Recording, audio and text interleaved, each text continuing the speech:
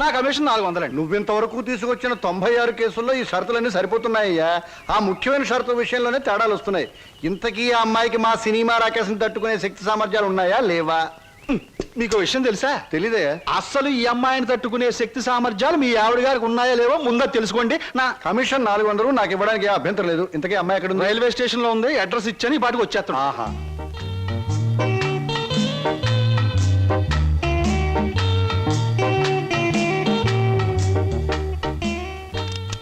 Good morning everybody. Number 10 Suryapuram ఇదేనా? అవును. రెండు అమ్మగారు, మీ గురించి ఎదురు చూస్తున్నాం. మీది దీని వెనకాల పోర్షన్. నచ్చింది అనుకోండి, నా commission 400. A brainless black man, railway station దగ్గర నుంచి చెప్తున్నావు 400 అని. ముందు పోర్షన్ నచ్చాలి, అందులో బెడ్రూమ్ నచ్చాలి, బాత్రూమ్ నచ్చాలి, కిచెన్ నచ్చాలి. చూడు, దీనిలో ఏది నచ్చకపోయినా పోలీస్ స్టేషన్ కి అప్పు చెప్తాను. అప్పుడు వాళ్ళు ఇస్తారు 4. ఏంటి పోలీస్ స్టేషన్ లో అప్పు చెప్తావా? అవును. నన్నే? అసలు ఆ పోలీస్ స్టేషన్ ఇప్పించింది కూడా నేనేనమ్మా. ఏదన్నా అడగాలనుకుంటే అదిగో ఓనర్ గారిని అడగండి. నా కమిషన్ మాత్రం 400. హలో, మీరే నా హౌస్ అలా కనిపిస్తాం లేదా? ఈ ఇల్లు కట్టి ఎన్నేళ్ళు అయి ఉంటుంది? దేశానికి స్వాతంత్రం వచ్చిన 3వ సంవత్సరంలో కట్టానమ్మా. అరే, ఇంటి పక్కన రైల్వే ట్రాక్ కూడా ఉంది. ఆ రైళ్లు వెళ్ళాలిగా, అందుకని. ట్రాక్ పక్కన మీరు ఇల్లు కట్టారా? మీ ఇంటి పక్కన ట్రాక్ వేశారా? అసలు ట్రాక్ మీకు ఏమిటి సంబంధం? చూడమ్మా, నేను స్టేషన్ మాస్టర్ గా పనిచేసి 30 సంవత్సరాల తర్వాత రిటైర్ అయ్యాను. రైలు శబ్దం వినిపించకపోతే నాకు నిద్ర పట్టదు. అందుకనే ట్రాక్ పక్కన ఉంటున్నాను. ఏయ్, మామిడికాయలు బాగున్నాయే. ఇక్కడ అద్దెకున్న వాళ్ళు కోసుకోవచ్చా? కోసుకునే వాళ్ళు వేరే అద్దె కట్టాలా? లేకపోతే ఇవన్నీ మళ్ళీ అద్దెలో? స్లో స్లో స్లో చూడమ్మా, నువ్వు ముందు లోపలికి వెళ్ళి పోర్షన్ నీకు నచ్చిందో లేదో చూసుకో.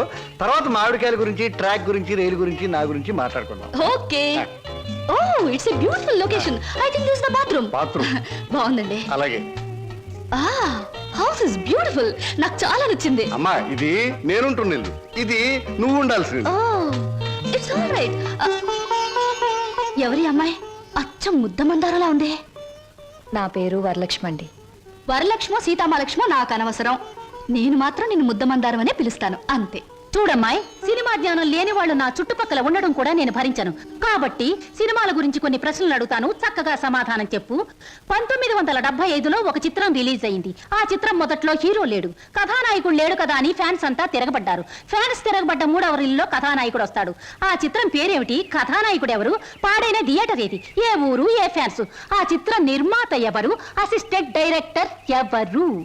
అమ్మా, శివధనస్సు విరిచేకే రాముడికి చేతి తక్కింది. మా ఆవిడ నోరు ముయించాకే నీకు ఈ వాటా దక్కుతుంది. ఆంటీ, మీరు అడిగిన ప్రశ్నలన్నిటికీ నేను జవాబు చెప్తాను. ముందు నేను అడిగిన వాటికి మీరు చెప్పాలి, ఓకే? మీ ఇంట్లో కిటికీలెన్ని, గుమ్మాలెన్ని, వాటికి తలుపులెన్ని? కిటికీల సంఖ్యలోంచి గుమ్మాలు తీసేసి వాటి తలుపుల సంఖ్యను కలిపితే వచ్చే మొత్తం ఎంత? నేనుండబోయే ఈ పోర్షన్ కున్న పెంకులన్నీ లెక్క పెడితే ఎన్ని లెక్కకొస్తాయి? 1250 రూపీస్ 20 పైసా అడ్వాన్స్ ఇచ్చి ఇంత అద్దె కింద కట్ చేసుకోమంటే ఎన్నాళ్ళు నేను ఇంట్లో ఉండొచ్చు? మీ వయసు ఎంత? 100లోంచి ఎంత తీస్తే మీ కరెక్ట్ వయసు వస్తుంది? మీ ఎత్తు ఎంత? అంకుల్ మీకన్నా ఎన్ని అంగుళాల ఎత్తు? హిందూ మహాసముద్రం ఇండియాకి ఎటువైపు ఉంది? దాని లోతెంత? దానిలో పర్వతాలెన్ని, అగ్ని పర్వతాలెన్ని, దాంట్లో చేపలెన్ని, తిమింగళాలెన్ని, పిత్తపరిగలెన్ని, దాని కూర ఎన్నిసార్లు తిన్నారు? ఇప్పుడు తెచ్చి అమ్మా, పాపం ఒంట్లో నీరంతా బయటకు వచ్చేసింది. నాకున్నది ఒకటే పిల్లలు, ఇవాళ కుదిలే. ఇల్లు చూద్దాం పద. ఓకే. ఏ బ్లాకీ, సామాన్ లోపల పంపించు. పదండి అంకుల్. ఇదే నీ వాటా. చాలా బాగుంది.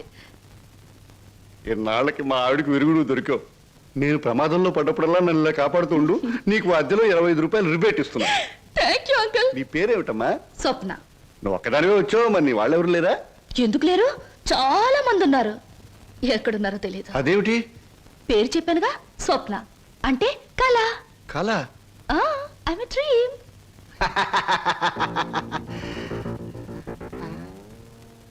ఇలా చూస్తుందంటే ఈ చిన్నబాబు నా మీద దూకుద్దేమో. 1965లో అక్టోబర్ నెల 2వ తేదీ శోభన్ బాబు నటించిన చిత్రం శుక్రవారం రిలీజ్ అయింది. ఆ చిత్రం పేరేమిటి? పడుగు పన్ను. నాకు అమ్మేసిన వద్దు బాబోయ్, నాకు అమ్మేసిన వద్దు బాబోయ్. హాయ్.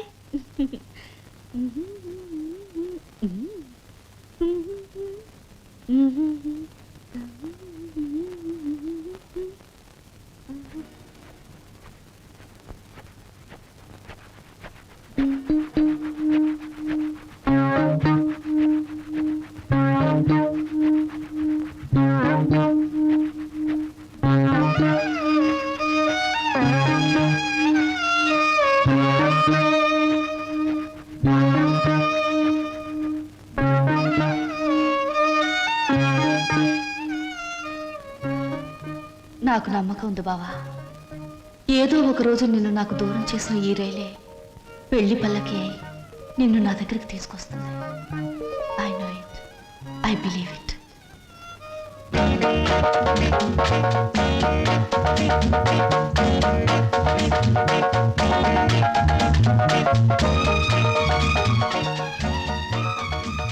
మంచి బాడీ గురు. ఎన్ని రోజుల నుంచి ఎక్సర్సైజ్ చేస్తున్నావు? చాలా రోజుల నుంచి చేస్తున్నా.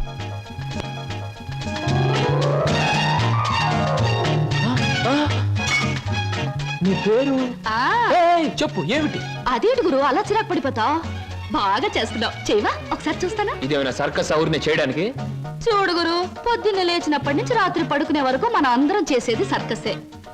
నా పేరు స్వప్న. నీ పేరు? నా పేరు వీర వెంకట విజయ శ్రీనివాస వరప్రసాద్.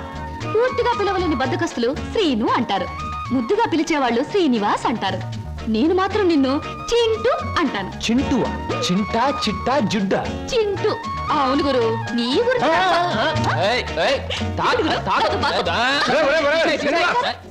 ఆవిడేమన్నా మహమ్మద్ అలీ సిస్టర్ అనుకున్నావు, ఇలా బాక్సింగ్ చేస్తున్నావు? ఆవిడెవరో తెలుసా? నేను నీ పోర్షన్లో అద్దెకి దిగిందిరా, నువ్వు ఇంట్లో లేవు కదా. ఒరే నీకు విషయం తెలుసా? అటు చూడకు, మీ పిన్నిని పెళ్లి చేసుకున్న 25 సంవత్సరాల్లోనూ 24 గంటల సేపు సినిమా భాష మాట్లాడకుండా ఆపగలిగిన ఏకైక ఆనకట్ట ఆ సినిమా రాకాశ పాట బ్రహ్మాస్త్రం. అందుకే అద్దెలో 25 రూపాయలు రిబేట్ ఇచ్చేశాను. మందంతా ఓ టైప్ లేదు. Slow slow slow. చూస్తుంటేనే తెలుస్తుంది. Very good. ముద్ద మందారా, ఉల్లిపాయ వేయి, వెయ్యి వెయ్యి వెయ్యి, పచ్చిమిరకాయలు వెయ్యి వెయ్యి, అల్లం వెయ్యి. అయ్యయ్యో చెప్ప.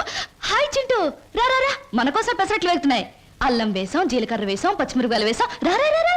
చలాయ్ రైట్ రా. వరి తెగించిన మనుషుల్ని ఇంట్లో కూర్చోబెట్టుకుని మేపడం ఎప్పటి నుంచి నేర్చుకున్నావు? ఏమిటి అలా మాట్లాడుతున్నా అసహ్యంగా? ఇంటికొచ్చిన గెస్ట్ ని గెస్ట్ గెస్ట్ అనే మాట సాంప్రదాయం, సంస్కారం ఉన్న వాళ్ళకి వర్తిస్తుంది. ఇలాగే ఆ మాట ఈ మాట చెప్పి దగ్గర అవుతారు. ఆ తర్వాత నువ్వు కూడా వాళ్ళలాగే తయారవుతావు. ఇంకెప్పుడైనా ఆ అమ్మాయి మన ఇంటికి వచ్చిందో ఊరుకోను. ముందు బయటకు వెళ్ళమని చెప్పు. అన్నయ్య, నువ్వు చేసిందేం బాగోలేదు. ఏ? నిన్ను మందలించేంత పెద్దరికం నాకు లేకపోవచ్చు, కానీ నువ్వు చేసిందేం నాకు నచ్చలేదు. ఆవిడేం గతి లేక ఇక్కడికి రాలేదు. బయటికి అలా కనపడుతుంది గాని ఎంత మంచి మనిషో తెలుసా? చాలా సరదా అయిన మనిషి. పాప ఆవిడ అక్కడికి ఇక్కడికి రాననే చెప్పింది. నేనే ఆకలితో పడుకుంటానంటే మనసొప్పగా రండి 2 పెసరట్లు తిందురుగానే చేయి పట్టుకు తీసుకొచ్చాను. తీసుకురాకుండా ఉన్నా బావును. ఈ అవమానం జరుగుండేది కాదు. అలాగా? నువ్వు చెప్పేవే సంస్కారం, సాంప్రదాయం అని. ఆకలితో ఇంటికొచ్చిన వాళ్ళని అవమానించడమే నా సంస్కారం. I'm sorry. సారీ చెప్పాల్సింది నాకు కాదు.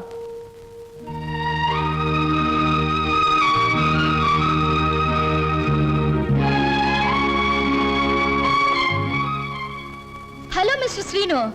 I'm sorry. చింటూ, ఏం నాగర్లోకి వచ్చేసారు? నా తొందరపాటుకు సారీ చెప్పాలని వచ్చాను. క్షణంలో తొందరపడి మరు క్షణంలో సారీ చెప్పినా నేను అంగీకరించడం. ఎందుకో తెలుసా? అపార్థం చేసుకోవడం, మళ్ళీ సారీ చెప్పడం నీ కొత్తేమో గాని నాకేం కొత్త కాదు గురు. ఈ ప్రపంచానికి నేను అర్థం కావడం లేదో, నాకే ఈ ప్రపంచం అర్థం కావడం లేదో. అర్థం కావడం లేదు. నేను నవ్వుతుంటే ఎదుటి వాళ్ళు ఏడుస్తారు. అయ్యో పాపం వాళ్ళు బాధపడుతున్నారు కదా అని నేను ఏడవబోతే వాళ్ళు నన్ను చూసి నవ్వుతారే. నవ్వాలో ఏడవాలో తెలియక నవ్వబోయి ఏడుస్తూ, ఏడవబోయి నవ్వుతూ ఏదో బండి లాగించేస్తున్నాను గురు.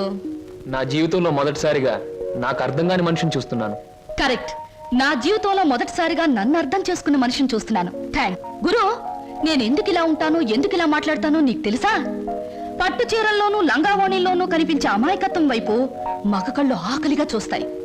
ప్యాంటుల్లోనూ షర్టుల్లోనూ బరి తెగించిన మాటల్లోనూ కనబడే కరుగుదనానికి భయపడతాయి. అందుకే గురు ఈ మారువేషం.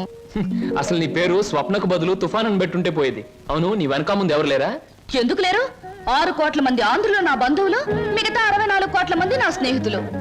అసలు ఈ దేశంలో ఒక్క వ్యక్తి తప్ప మిగతా వాళ్ళందరూ నా సోదరులే గురు. ఎవరా వ్యక్తి? ఉన్నాళ్లే, దొరికినప్పుడు నీకే చూపిస్తాగా. ఎవరు? చూపిస్తాలే. తప్పకుండా చూపిస్తావా? చూపిస్తాను గురు. అబ్బబ్బబ్బబ్బా, అంత కంగారే నీకు? ఇందాక పెసరట్లు ఏం చేసావు? వాటిలో ఉల్లిపాయలు వేస్తే బాగుంటుందని చెప్పడానికి వచ్చే లోపల ఇలా వచ్చేసావు నన్ను ఇలా. పెసరట్లే కదా. లక్ష్మి, లక్ష్మి, నువ్వు లక్ష్మి.